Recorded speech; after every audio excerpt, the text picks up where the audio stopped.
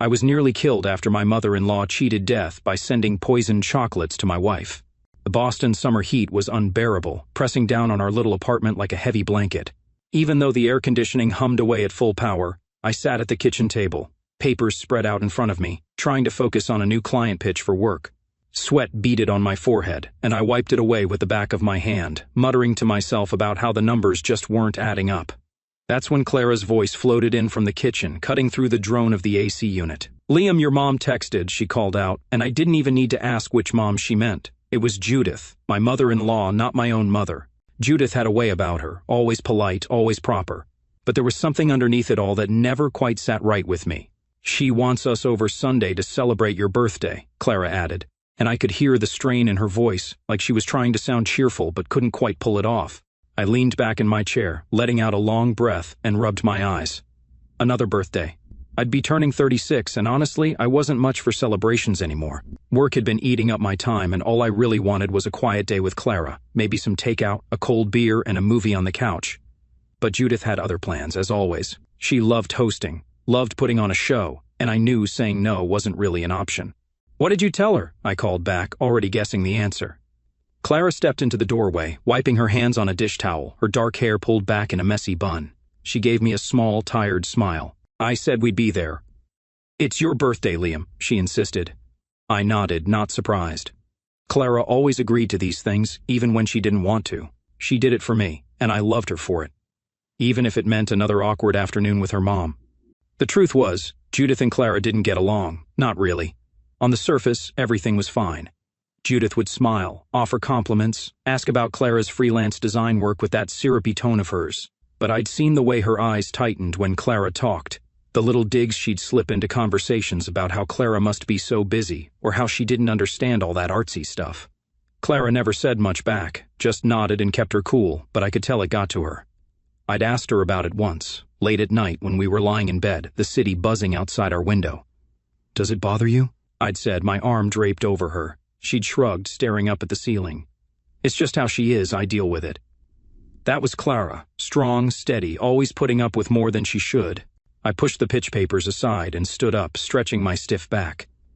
The apartment smelled like the lemon cleaner Clara had used earlier, mixed with the faint heat of the day seeping through the walls. I walked over to the kitchen, where she was rinsing a glass in the sink, her shoulders a little hunched. "You sure you're okay with this?" I asked, leaning against the counter. She glanced at me, her hazel eyes catching the light. "It's fine, Liam. It's one day. We'll go, eat some cake, and come home." She paused, then added with a smirk, "Besides, you know she'd never let me hear the end of it if we skipped." I laughed, a short, dry sound. That was true. Judith had a way of holding on to things, turning them into polite little guilt trips that lingered for weeks. I stepped closer and put my hand on her arm, feeling the warmth of her skin under my fingers. "Thanks," I said quietly. "I know it's not your favorite thing." She turned off the tap and faced me, her smirk softening. "It's your birthday. I'll survive." There was a beat of silence, and then she leaned in and kissed me quickly, her lips soft against mine. It was a small moment, but it steadied me. I knew she wasn't thrilled about Sunday, and I wasn't exactly jumping for joy either, but we'd get through it together. That's how we worked. The rest of the afternoon slipped by in a blur. I went back to my pitch, tweaking numbers and rewriting lines until my head ached. Clara disappeared into her little office nook, sketching something on her tablet, her headphones on. Every now and then I'd glance over at her, watching the way her brow furrowed when she concentrated. She was beautiful like that, focused and in her own world. I thought about Sunday again. Judith's pristine house, the fancy table settings she'd pull out, the way she'd hover over us with that forced smile. It'd be fine, I told myself. Just a few hours. But deep down, I couldn't shake the feeling that it wouldn't be as simple as cake and small talk. Judith always had a way of stirring things up, even when she didn't mean to, or maybe especially when she did. By the time evening rolled around, the heat had eased a little, and the apartment felt almost livable again. I ordered us some pizza, and we ate it straight from the box on the couch, laughing about some dumb joke I'd made at work. Clara's laugh was light, and it loosened something in my chest. "You think your mom will have one of those giant cakes again?" she asked, picking a piece of pepperoni off her slice. "Probably," I said, grinning. "She'll make a big deal out of it, like I'm still turning 10. Clara shook her head, still smiling. "She loves that stuff." Yeah, she did. And I guess in her own way, Judith thought she was doing something nice. I just wished it didn't always feel like there was a catch. The day before the dinner at Judith's, I was sprawled on the couch, scrolling through my phone, trying to unwind from a long week. The apartment was quieter than usual. Clara was out picking up a few things for her latest design project, and the hum of the AC was the only sound keeping me company. The Boston heat hadn't let up, and even with the curtains drawn I could feel it pressing against the windows. I was just about to get up and grab a beer when the doorbell buzzed, sharp and loud. I frowned, not expecting anyone, and hauled myself off the couch, my bare feet sticking slightly to the hardwood floor as I shuffled to the door. When I opened it, a courier stood there, a young guy in a faded blue uniform, holding a small refrigerated box. "Liam Harper?" he asked, glancing at his clipboard. "Yeah, that's me," I said, confused. He handed me the package, cool to the touch, and I signed for it. He was gone before I could even ask who it was from. I shut the door and turned the box over in my hands. The label caught my eye, Mayonne Chocolatier. My eyebrows shot up. I'd heard of the place, some fancy chocolatier up in New England that charged more for a single truffle than I'd spend on a whole meal. Who'd send me something like this? Clara's key turned in the lock just then, and she stepped inside, arms full of shopping bags. "Hey," she said, kicking the door shut behind her. Her eyes landed on the box in my hands, and she tilted her head. "What's that?" I held it up, still a little stunned. "No idea. Just got delivered. It's from Mayonne Chocolatier." She set her bags down on the counter and came over, wiping her hands on her jeans. "Judith sent this?" she asked, her voice lifting with surprise. I shrugged, peeling off the shipping label to check. "Sure, Tariff." Enough, there it was, Judith Lancaster, her name and address printed neatly in the sender spot. "Apparently," I said, shaking my head. "Guess it's an early birthday thing." Clara raised an eyebrow, crossing her arms. "That's extravagant, even for her. I couldn't argue with that." Judith loved grand gestures, but this was next level, even for her. I set the box on the coffee table and grabbed a pair of scissors from the kitchen drawer. "Let's see what's inside," I said, curiosity tugging at me. Clara leaned in as I cut through the tape, her shoulder brushing mine. The cold air hit us as I lifted the lid, revealing a sleek black velvet box nestled in some kind of fancy foam padding. I popped it open, and there they were, rows of perfect glossy truffles, each one looking like a little work of art.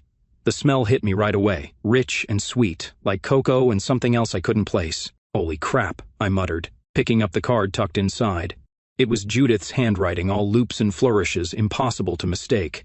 "Specially selected just for you," it read. Signed with her usual dramatic J. I held it up for Clara to see, and she scanned it, her lips pressing into that tight little smile she always got around her mom's stuff. "She went all out," she said, her tone flat. I nodded, setting the card down. "Yeah, guess she really wants to make this birthday a big deal." Clara didn't say anything else, just gave me that look, half amused, half something I couldn't read, and turned back to unpack her bags. I sat there for a minute, staring at the truffles. They looked too good to be real, almost too pretty to eat. Part of me wanted to crack one open right then and there, but I figured I'd save them for later, maybe after dinner or something. "You want one?" I asked Clara, holding the box out as she shoved a sketchbook into her bag. She glanced over her shoulder and shook her head. "No, I'm good. Those are yours." There was a little edge to her voice, nothing big, but enough that I noticed. I let it go, though. Clara wasn't big on sweets anyway, and I didn't want to push. The rest of the day went by slow and easy. Clara disappeared into her office nook to work, and I flipped on the TV, half watching some home improvement show while my mind wandered. The chocolate box sat there on the table, pulling my attention every few minutes. I kept thinking about Judith, why she'd sent something so fancy, so out of the blue. She'd always been nice to me, maybe too nice sometimes, like she was trying to prove something. I figured it was just her way of keeping things smooth, especially with how rocky things got between her and Clara. Still, it felt off. Too much, somehow. By the time evening rolled around, Clara came out of her office, stretching her arms over her head.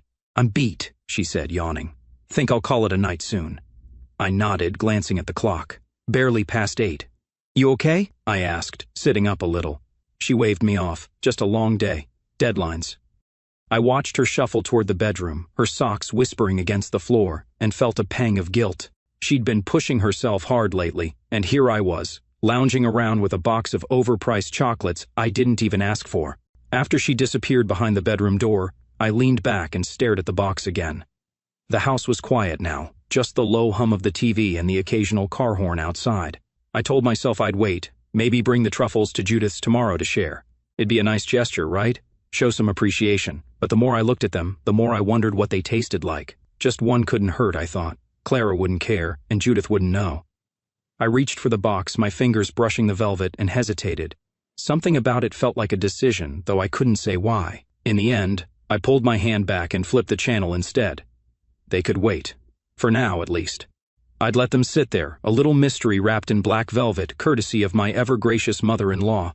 That night, after Clara went to bed, the apartment felt too still, like the air itself was holding its breath. She'd had a rough day. Her design clients were piling on revisions, and I could see the exhaustion in the way she dragged herself to the bedroom, barely saying goodnight. I stayed up, sprawled on the couch, the TV flickering with a baseball rerun I wasn't really watching.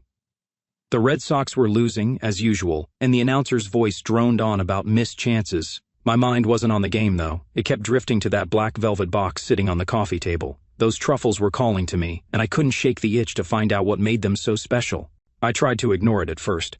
I got up, grabbed a glass of water from the kitchen, and paced around a little, the floor cool under my feet. The apartment smelled faintly of Clara's lavender candle, the one she'd lit earlier to unwind, but it wasn't enough to distract me. Every time I sat back down, my eyes landed on that box. It was just sitting there, all fancy and untouched, like it was daring me to do something about it.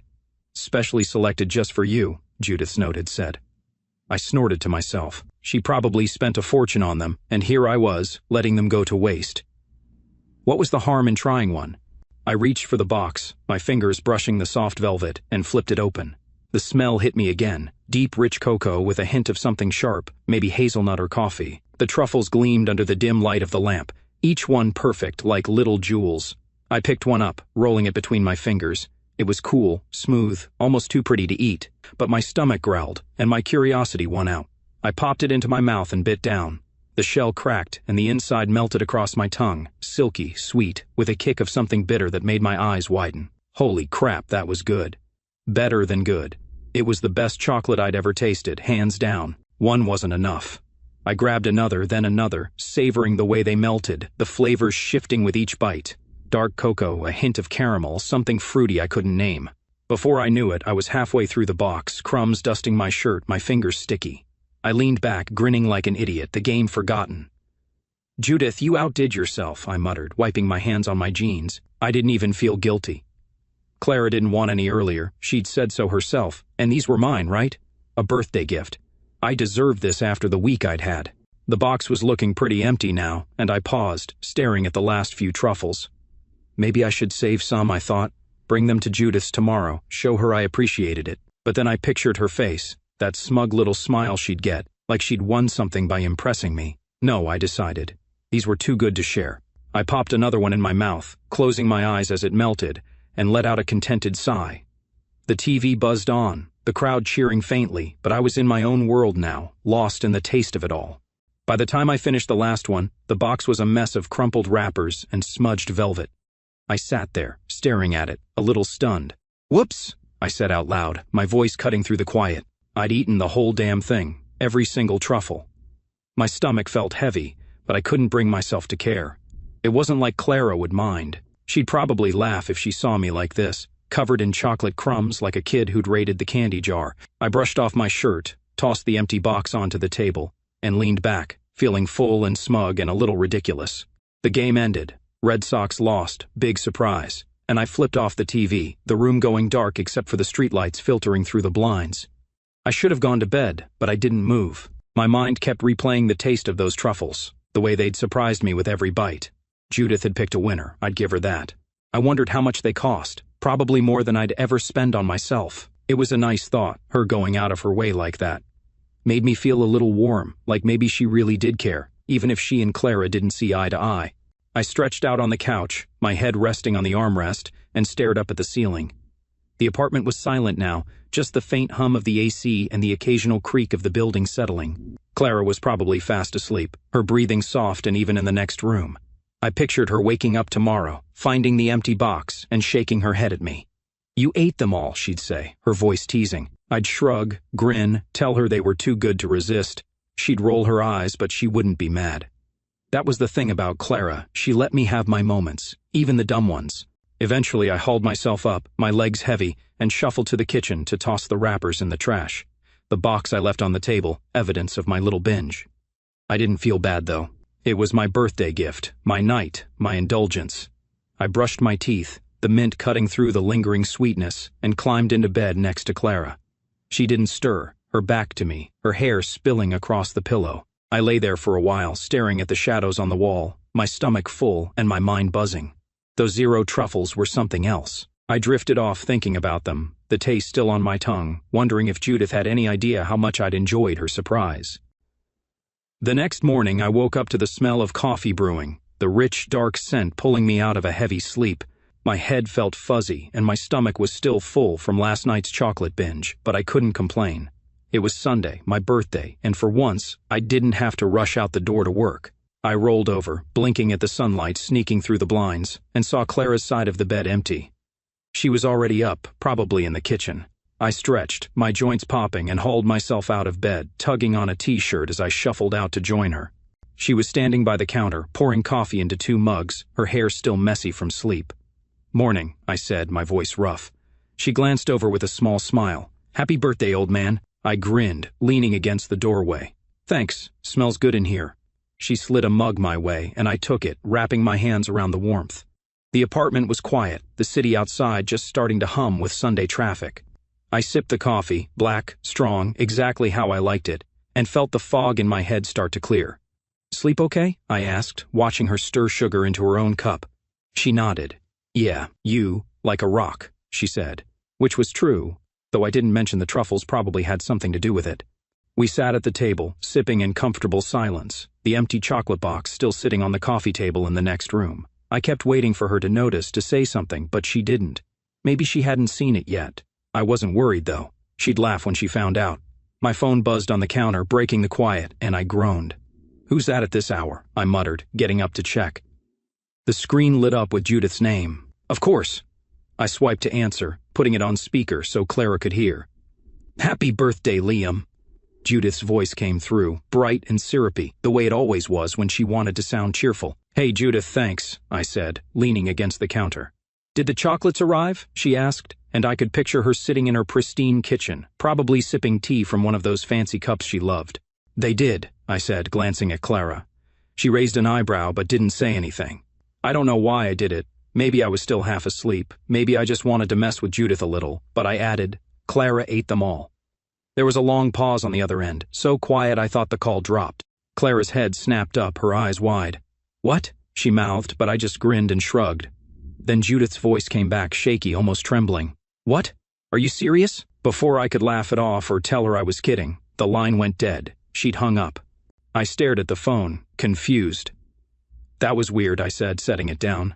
Clara was still looking at me, her coffee mug frozen halfway to her mouth. "Why'd you say that?" she asked, her voice sharp. I scratched the back of my neck. "I don't know. Thought it'd be funny. She didn't take it well, huh?" Clara didn't laugh. She set her mug down hard enough that a little coffee sloshed over the side. "Liam, that's not like her." She sounded off. I frowned, replaying the call in my head. Judith did sound strange, but I figured she was just annoyed I'd ruined her big gesture. "She'll be fine," I said, waving it off. Probably mad I didn't gush about how great they were. But then my phone buzzed again, this time with Clara's name on the screen. I picked it up, confused. "You're right here," I said, showing her. She grabbed her own phone from her pocket, frowning. "I didn't call you," I answered anyway. "Hello?" Clara's voice came through, breathless, panicked. "Liam, what did you tell my mom?" I blinked, looking at the Clara sitting across from me who was just as confused as I was. "That you ate the chocolates," I said slowly. "Why?" There was a pause, then her voice again, quieter. "Liam, something's wrong." The call cut out. I set the phone down, my heart starting to thud. Clara, the real Clara, the one in front of me, stood up, her face pale. "What the hell was that?" she asked, her voice shaking. "I don't know," I said, my mouth dry. "That was your voice, but you didn't call me." We stared at each other, the air in the room feeling heavier than it had a minute ago. My mind raced, trying to make sense of it. Was it a prank? A glitch? But Judith's reaction, that tremble in her tone, it stuck with me. "Call her back," I said, nodding at Clara's phone. She dialed, her fingers trembling, but it went straight to voicemail. "She's not picking up," Clara said, her eyes locked on mine. I took a deep breath, trying to stay calm. "Okay, let's not freak out. Maybe she's just upset about the chocolates. It's Judith. She overreacts." But even as I said it, I didn't believe it. Something was off, and I could feel it in my gut, a cold twist that had nothing to do with the coffee. Clara shook her head. "No, Liam. That call, my voice, it wasn't me." And Mom sounded scared, not mad. She was right. I replayed Judith's words the way her voice cracked. This wasn't about me teasing her. This was something else. I walked over to the coffee table, grabbed the empty chocolate box, and turned it over in my hands. The velvet was smudged, the wrappers gone, but the label was still there. Mayone Chocolatier. Judith's name, her address. Maybe it's nothing, I said, more to myself than to Clara. Maybe she's just being dramatic. But Clara didn't answer. She was staring at her phone, her knuckles white around it. Liam, she said quietly, what if it's not nothing? I didn't have an answer for that. All I knew was the morning had started out normal. Coffee, a lazy Sunday, my birthday. And now it felt like something was unraveling, something I couldn't quite see yet. Clara came home early that afternoon, and the second I saw her face, I knew something was seriously wrong. She burst through the door, her keys clattering onto the counter, her skin pale like she'd seen a ghost. I was on the couch, still shaken from that weird phone call earlier, my half-finished coffee cold on the table. Liam, she said, her voice trembling as she dropped her bag by the door. My mom just called me. I sat up, my stomach tightening. What did she say? Clara crossed the room and sank into the chair across from me, her hands twisting together. She sounded terrified, kept asking if I was okay, if I'd eaten anything strange. Then she just hung up. I stared at her, trying to process it. Judith terrified? That didn't fit. She was always so put together, so in control. Even when she was annoyed, she'd mask it with that polite smile of hers. Wait, slow down, I said, leaning forward. This is about the chocolates, isn't it? What I told her this morning. Clara nodded, her eyes wide. I think so. She wouldn't say much, just kept repeating, you didn't eat them, did you? Like it was life or death. My chest felt tight, and I rubbed my face, trying to shake off the growing unease. I don't get it. I ate them, not you. Why is she freaking out about you? That's when it hit me, not like a thought, but like a punch to the gut. My stomach twisted, sharp and sudden, and it wasn't just nerves. A cold sweat broke out across my back, soaking through my shirt, and I gripped the arm of the couch to steady myself. Liam. Clara's voice cut through the haze, sharp with worry. She was on her feet now, crossing to me. You okay? I tried to answer, but the room tilted, the edges blurring. I don't feel right, I managed, my words slurring. Her hands were on my shoulders, cool against my clammy skin. Sit back, she said, pushing me gently into the cushions, but sitting didn't help. The nausea came fast, a wave so strong I doubled over, clutching my stomach. Oh my God, Liam, Clara gasped, kneeling in front of me. I could barely focus on her face. Everything was spinning, my breath coming in short, ragged bursts. I'm calling 911, she said, scrambling for her phone. I wanted to tell her no, that I'd be fine, but the words wouldn't come. My mouth tasted bitter, metallic, and the pain in my gut was like nothing I'd ever felt. Sharp, burning, relentless. I slumped sideways, my head hitting the armrest, and Clara's voice faded in and out as she shouted into the phone. Yes, my husband, he's sick, really sick. Please hurry. The next few minutes were a blur. I kept slipping, my mind foggy one second, sharp the next. Clara stayed with me, her hand gripping mine, her voice shaking as she tried to keep me awake. Liam, stay with me, okay? They're coming. Just hold on. I nodded, or thought I did, but my body wasn't listening. My vision tunneled, the apartment shrinking to a pinpoint of light, and all I could think about was those damn chocolates. What was in them? That question looped in my head over and over as the nausea surged again. I barely made it to the edge of the couch before I threw up, a violent heave that left me gasping, my throat raw. The paramedics arrived fast, boots thudding, voices loud and clipped. What happened? One of them asked, a guy with a buzz cut and a stethoscope around his neck. Clara's words tumbled out, frantic. He ate some chocolates last night, a whole box. Then he started feeling sick just now. Please help him. They moved me onto a stretcher, my limbs heavy and useless, and I caught a glimpse of Clara's face, white, terrified, tears streaking her cheeks. I'm coming with you, she told them, grabbing her bag, and they didn't argue. The ambulance ride was hell. The siren wailed, lights flashing through the windows, and I lay there, strapped down, an oxygen mask pressed over my face. The paramedic beside me kept asking questions. When did I eat them? How many? How I felt? But my answers were mumbles, half-formed.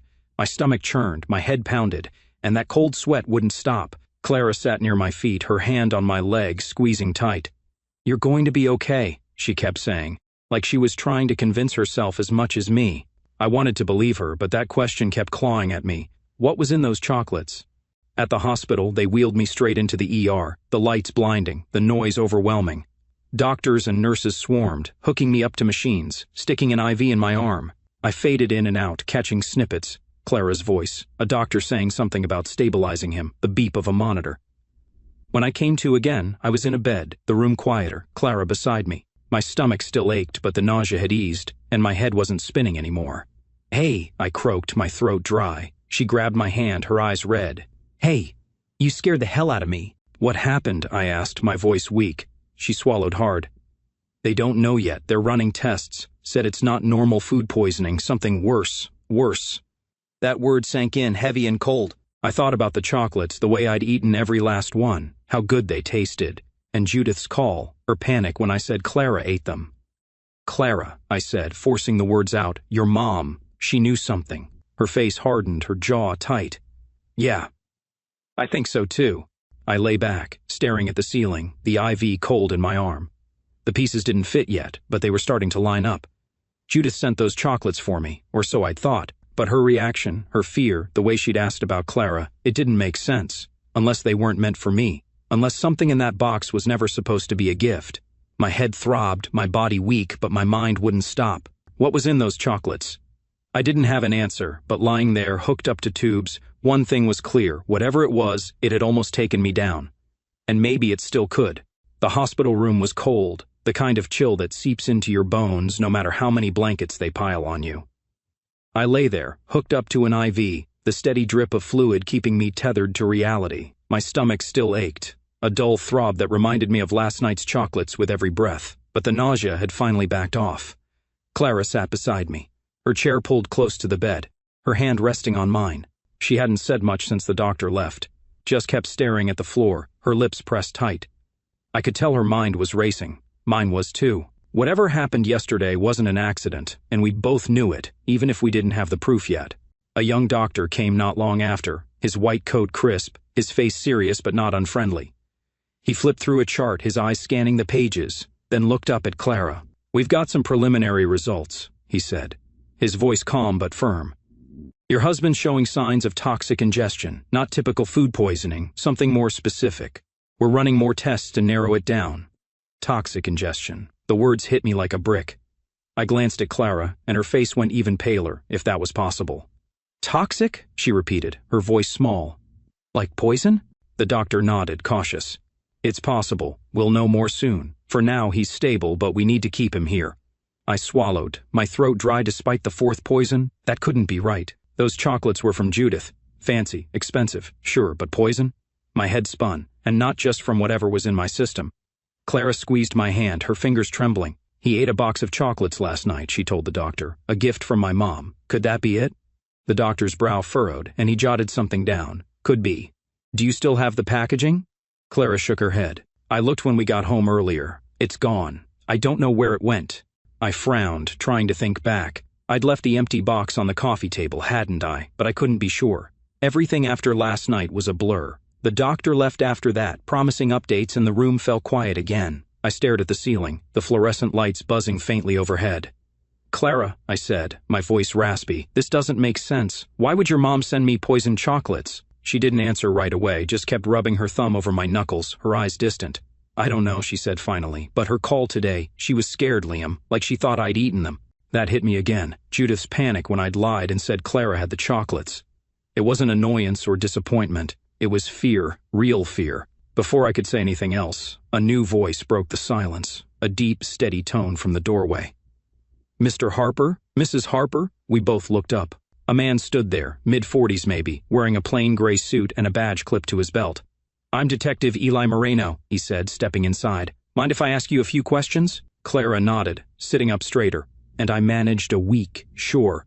He pulled a small notebook from his pocket, his dark eyes sharp but not unkind. "Hospital called us in," he explained. "Suspected poisoning's not something we take lightly. Can you tell me what happened?" Clara took the lead, her voice steadier now. She told him about the chocolates, how they'd come from Judith, how I'd eaten them all, how I'd collapsed earlier. Moreno listened, scribbling notes, his face unreadable. "Anything unusual about the delivery?" he asked. Clara shook her head. "It was just a courier. Normal package, refrigerated, fancy label." He nodded, then turned to me. "You feel anything before today, after eating them?" I thought about it, my head still foggy. Not really. They were good. Great, even. Didn't feel sick till this morning. He wrote that down too, then asked, "And the packaging's missing?" "Yeah," Clara said. "I couldn't find it." Moreno tapped his pen against the notebook, thinking. "Okay. We'll need to track down that chocolatier, see what they say. Anything else stand out to you?" I hesitated, then said, "Judith, my mother-in-law. She called this morning, freaked out when I said Clara ate the chocolates. I was kidding, but she didn't take it like a joke. His eyes sharpened at that, and he made another note. Interesting. We'll follow up with her too. He flipped the notebook shut and slipped it back into his pocket. Rest up, Mr. Harper. We'll figure this out. He gave Clara a nod and left, his footsteps echoing down the hall. The room felt heavier after he was gone. Clara let out a shaky breath, her shoulders slumping. Poison, Liam, she whispered. This is insane. I squeezed her hand back, my mind churning. Yeah, but why? Why me? She didn't have an answer, and neither did I. Then a memory flickered, something I hadn't thought about till now. Wait, I said, sitting up a little, wincing at the pull of the fourth Naomi was over last week. Clara's head snapped up. My sister? I nodded. Yeah, she stopped by, remember? Said she was in the neighborhood, was in and out quick. Clara's eyes narrowed, her jaw tightening. She didn't say much. Just asked about work, hung out for a bit. I thought back to it. Naomi in our living room, her usual chatter, nothing out of the ordinary. But the timing stuck with me now. You think she could have...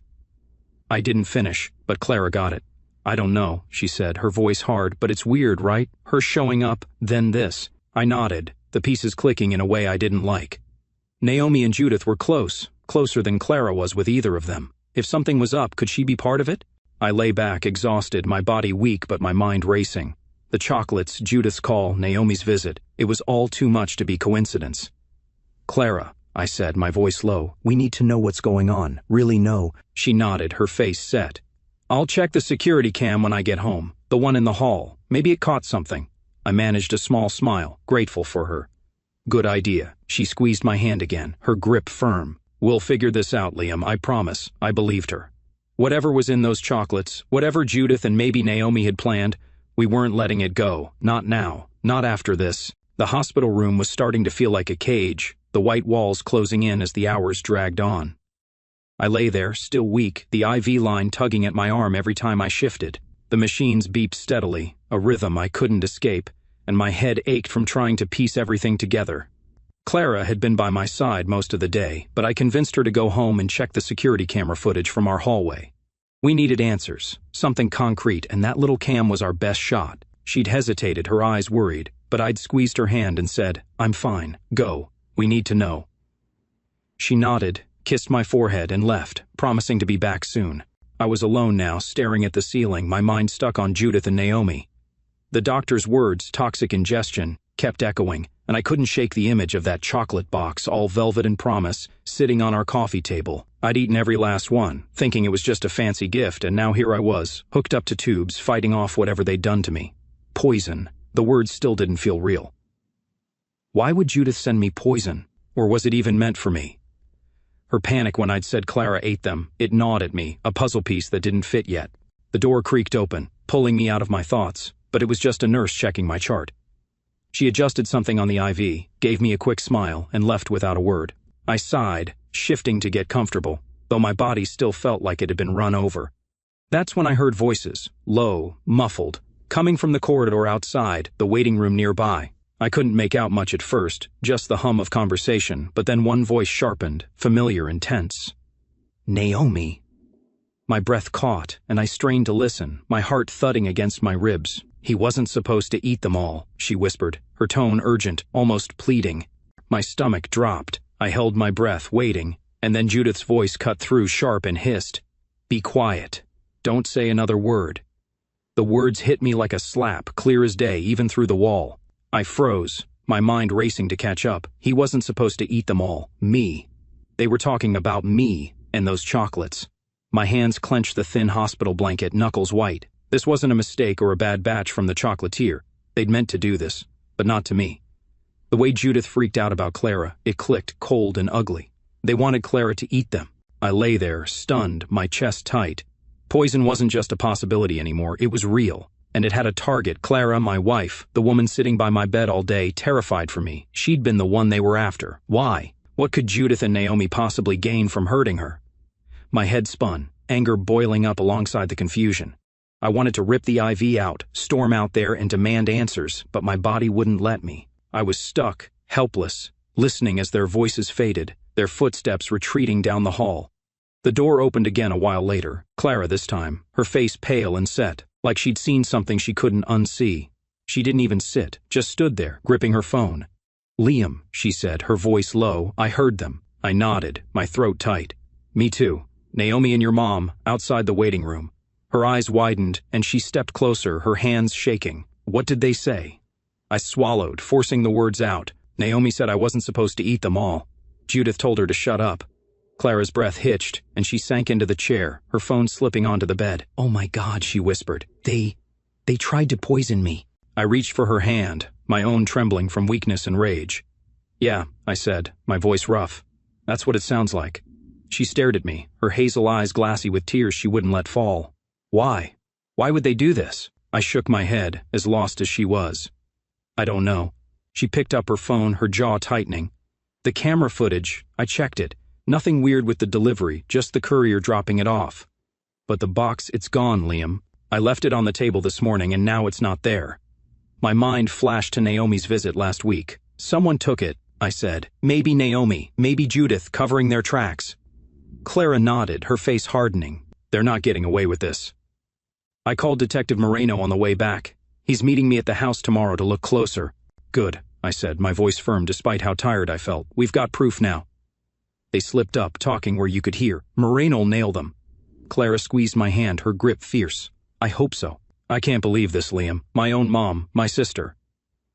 Her voice cracked, and I pulled her closer, resting my forehead against hers. "We'll get through it," I said, meaning every word. "They don't get to win." She stayed like that for a while, her breathing steadying against mine, and I held on to her, the only solid thing in this mess. My body ached, my head throbbed, but the anger kept me sharp. Judith and Naomi had tried to take Clara from me. Whether it was jealousy, money, or something else, I didn't care. They'd failed, and now they'd pay. I thought about those chocolates again, how I'd eaten every one, oblivious to what they were. If I hadn't, Clara might be the one in this bed, or worse. The thought made my stomach turn, but it also lit a fire in me. Whatever their plan was, it was over. We'd make sure of it. The hospital discharged me the next day, but I still felt like a shadow of myself, weak, shaky, like my body wasn't fully mine yet. Clara drove us home, her hands tight on the wheel, her eyes flicking to me every few minutes like she was scared I'd collapse again. I didn't blame her. The doctors had stabilized me, said the worst was over, but they still didn't have a full answer on what was in those chocolates. "We'll know more when the lab results come back," they told us, and that was that. For now, I was just glad to be out of that sterile room, away from the beeping machines and the smell of antiseptic. But going home didn't feel safe anymore, not after what we'd heard. Clara had called Detective Moreno that morning, and he'd agreed to meet us at the house with a team to search Judith's place. She barely slept, I could tell. Dark circles under her eyes, her movements sharp and restless. "We're ending this today," she'd said as we pulled into our parking spot, her voice hard. I nodded, leaning back in the seat, my head still fuzzy. "Yeah, they're not getting away with it." She reached over and squeezed my hand, a quick, fierce grip, then got out to help me inside. I hated needing the help, but my legs wobbled, and I let her steady me up the stairs to our apartment. Detective Moreno was already there, waiting outside our door with another officer, a woman in uniform who nodded at us as we approached. "Mr. Harper, Mrs. Harper," Moreno said, his gray suit a little wrinkled today. "How you holding up?" I shrugged, leaning against the wall. "Been better. Ready to figure this out, though." He gave a short nod, his dark eyes steady. "Good. We've got a warrant for your mother-in-law's house. Team's heading there now. I'll go with you to check it out after we're done here." Clara unlocked the door, her hands steady despite everything. "Let's do it," she said, and we followed her inside. The apartment looked the same, coffee mugs still on the table, my work papers scattered, but it felt different, like someone had been here. Clara went straight to the coffee table where the chocolate box used to be. "It's gone," she said, turning to Moreno. "I told you, it was right here yesterday morning." He nodded, pulling out his notebook. "You're sure no one else has been in?" I thought about it, my mind sluggish. "Not that I know of. Just us. And Naomi, last week." Moreno's pen paused. "Your sister?" Clara nodded. "Yeah, she stopped by. Timing suspicious, right?" He wrote that down, his face unreadable. "We'll ask her about it." He and the officer poked around for a bit, checking the trash, the kitchen, even the hallway cam footage Clara had saved on her laptop. Nothing new showed up, just the courier dropping off the package like she'd said. Moreno rubbed his jaw, thinking. "All right, let's head to Judith's. If there's anything to find, it'll be there." Clara grabbed her bag, and I forced myself to stand straighter, ignoring the ache in my legs. "I'm coming too," I said. Clara frowned. "Liam, you should rest." No, I cut in, my voice firmer than I felt. I need to see this through. She didn't argue, just nodded, and we piled into Moreno's unmarked car, the officer following in her own. Judith's house was a half-hour drive, a big, pristine place in the suburbs with a manicured lawn and white shutters. It always looked like something out of a magazine, too perfect to be real. When we got there, another police car was already parked out front, and 2 officers were waiting by the door. Judith and Naomi were at the station. Moreno had made sure of that, getting them brought in for questioning after Clara's call. The house was empty, quiet, and it gave me the creeps, knowing what we were looking for. Moreno led the way inside, warrant in hand, and we started searching. The place smelled like lavender and lemon polish, everything spotless, Judith style. Clara went straight for the study, a small room off the living area where her mom kept her desk. I followed, my steps slow, leaning on the wall for support. If she hid anything, it'll be here, Clara said, pulling open drawers. I watched her rummage through papers, her hands shaking slightly, and then she froze. Liam, she whispered, holding up a stack of documents. I shuffled over, peering over her shoulder. Fake health insurance forms. Clara's name on them, listing Judith and Naomi as beneficiaries. My stomach turned. What the hell? She kept digging, her movements frantic now, and pulled out a printout. Web searches on toxins, arsenic highlighted in yellow. Then, in a locked drawer she pried open with a letter opener, she found the worst of it. A draft of a revised life insurance policy cutting me out entirely, and a second one in my name, my signature forged, dated just last month. Clara's hands shook as she handed them to Moreno, who'd come up behind us. This is it, she said, her voice breaking. They were planning this. Moreno scanned the papers, his jaw tight. Motive and evidence, strong case. He bagged everything, and within hours, Judith and Naomi were arrested. Judith for attempted murder, Naomi as an accessory. Moreno told us later they'd cracked under questioning Naomi spilling first, claiming it was all Judith's idea. The chocolates were laced with arsenic, meant for Clara, a slow dose to make it look like illness. They'd underestimated me eating them all, throwing their plan off. I sat there, listening to Moreno, my head reeling. My mother-in-law and sister-in-law had tried to kill my wife, for money, control, whatever twisted reason they cooked up, and I'd stumbled into it, nearly dying instead. Clara didn't cry, not then. She just held my hand as we left Judith's house. The evidence in police hands, the truth laid bare. It's over, she said quietly, her voice steady despite the hell we'd been through. I nodded, pulling her close. Yeah, they're done. As we drove back, the weight of it settled. Not just the betrayal, but the fact that we'd survived it. Together. The trial came fast, just a couple of months after that day at Judith's house, but it felt like years had crawled by. I was out of the hospital by then, back on my feet, though I'd dropped some weight and still got tired too quick. The doctors had finally pinned down the arsenic in those chocolates. Enough to kill if I'd been smaller or weaker, they said. Lucky me, I guess. Clara and I had spent those months in a weird limbo, trying to live normal while the case built up. Work, dinner, sleep. Routine kept us sane, but the shadow of what Judith and Naomi did hung over everything. We didn't talk about it much, just held on to each other tighter, like that was enough. Court was brutal. I sat in the gallery with Clara every day, my hand in hers, watching Judith try to spin it all into something it wasn't. She took the stand in her pressed blouse and pearls, looking every bit the gracious mother-in-law I'd once thought she was. It was a misunderstanding, she said, her voice soft, eyes glistening with fake tears. A birthday prank gone wrong. I never meant harm. A prank. I clenched my jaw so hard it hurt, remembering the hospital bed, the IVs, the way my body had turned against me. Clara's grip tightened, her nails digging into my palm, but she didn't look away. She stared straight at her mom, her face stone cold.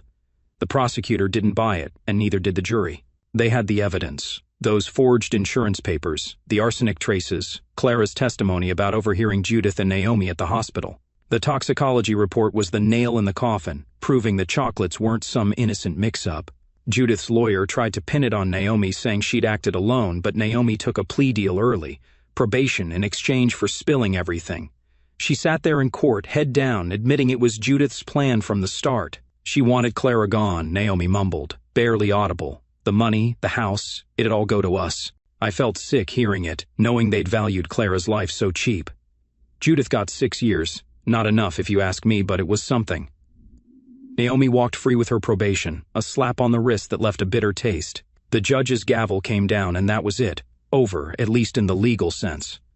Clara didn't say a word as we left the courtroom, just leaned into me, her shoulders shaking. I wrapped my arm around her, guiding her through the crowd of reporters outside, their cameras flashing.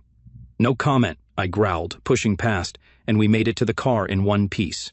She didn't cry until we were home, locked inside, and then it came, quiet, broken sobs that tore me up worse than the poison ever did. We decided to leave Boston after that. Too many ghosts, too many memories tied to that apartment, to Judith's house, to the whole damn city. I got released from the hospital 2 weeks after the arrest, and by then we'd already started packing. Clara cut off her family completely, no calls, no letters, nothing. "They're dead to me," she'd said one night, folding clothes into a box, her voice flat. I didn't argue. How could I? They tried to take her from me, and I'd almost lost everything because of it. We picked a small town in Vermont, quiet and green, far from the Lancaster name and all its poison, literal and otherwise. The move was quick. I found a job with a local investment firm, something steady, less stress than Boston. Clara set up her freelance studio again, working from a spare room in our new place, a little house with a porch and a view of the mountains. It wasn't fancy, but it was ours, and that mattered more than anything. The first few weeks were strange, adjusting to the silence, the slower pace. I'd catch myself looking over my shoulder, half expecting Judith to show up with that fake smile of hers. But she was locked away, and Naomi stayed away, out of our lives. We were safe, finally. One evening, as the leaves started turning gold outside, Clara and I sat on the porch with mugs of tea, watching the sun dip below the hills. She'd been quiet all day, lost in her head, and I'd let her be. "You okay?" I asked, my voice soft. She nodded, staring into her mug. "Yeah, just thinking about it all." I reached over, resting my hand on her knee. "We made it through, Clara. That's what counts."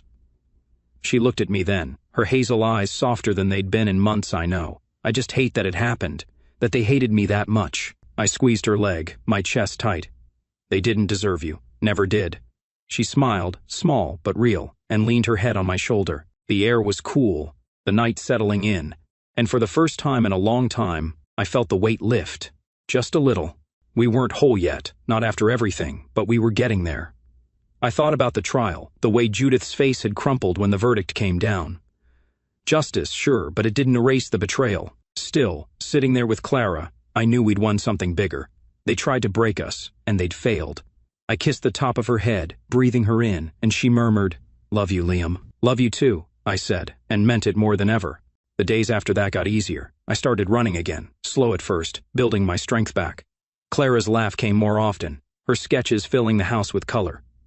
We were starting over, piece by piece, and it felt right. Judith and Naomi were a scar, but scars fade.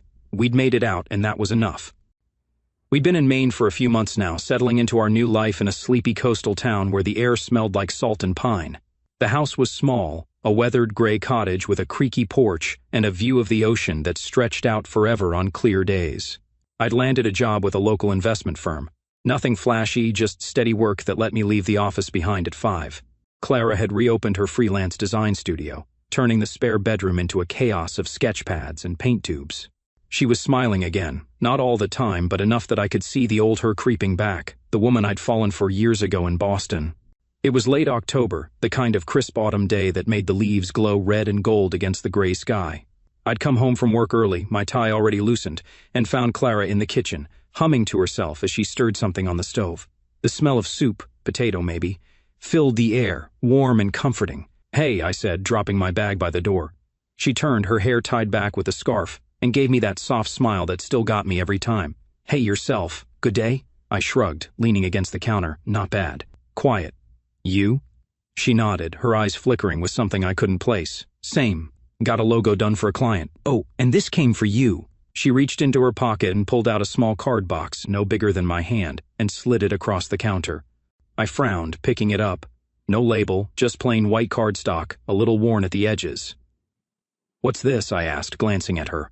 She leaned back against the sink, crossing her arms, her smile growing. "You'll want to sit for this," she said, her voice light but teasing. I raised an eyebrow, curious now, and pulled out a chair at the kitchen table. "Okay, you've got my attention," I said, sitting down and flipping the box open. Inside was a tiny baby onesie, white, with little blue letters stitched across the front. "Sweetest surprise coming soon." I stared at it, my brain stalling out, then looked up at Clara. She was watching me, her hands clasped in front of her, her eyes bright. "You're—" I started, my voice catching. She nodded, biting her lip. "We're having a baby, Liam." For a second I couldn't move, couldn't breathe, just sat there, the onesie in my hands, the words sinking in. Then it hit me, a rush of joy so big it nearly knocked me over. Holy crap. I whispered, standing up so fast the chair scraped the floor. I crossed the room in 2 steps and pulled her into my arms, lifting her off her feet. She laughed, a real full laugh, and wrapped her arms around my neck. "When'd you find out?" I asked, setting her down but not letting go, my hands on her waist. "This morning," she said, her cheeks pink. "Took a test after you left, then another one, just to be sure." I grinned, my heart pounding. "A baby. We're having a baby." She nodded again, and I saw the tears welling up, happy ones this time. "Best birthday present ever," I said, my voice thick, and she laughed through her own tears. "Your birthday's not for months, dummy." "Doesn't matter," I said, kissing her, soft at first, then deeper, like I could pour everything I felt into it. We stood there in the kitchen for a while, holding each other, the soup bubbling forgotten on the stove. My mind raced, jumping from one thought to the next. Names, a crib, how we'd tell people. But mostly, I just felt full, like everything we'd been through had led to this. "You okay with this?" Clara asked after a bit, pulling back to look at me. "Okay?" I said, incredulous. "Clara, I'm over the moon. Are you?" She smiled, resting her forehead against mine. "Yeah. Scared, but yeah." I nodded, brushing her hair back. "Me too. We'll figure it out." That night we sat on the porch after dinner, bundled in blankets against the chilly sea breeze. The sky was clear, stars sharp above the water, and I held Clara's hand, her fingers laced through mine. The soup had been good, potato and leek, she'd said, and we'd eaten it with bread from the bakery down the road, talking about nothing and everything.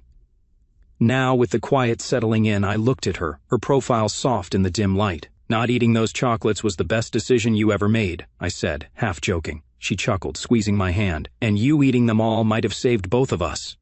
I laughed, the sound low and warm. "Yeah, guess I'm a hero now."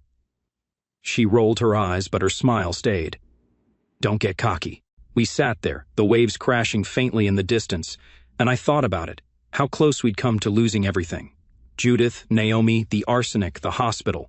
It felt like another life, one we'd left behind.